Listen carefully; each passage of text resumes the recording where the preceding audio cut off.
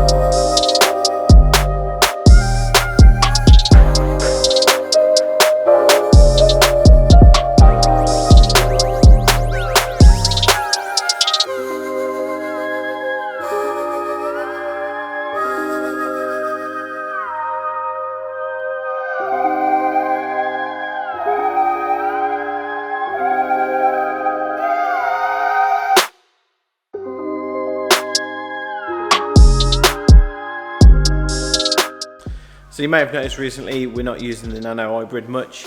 We got our hands recently on this. It's the Flex PXE or the Pixie.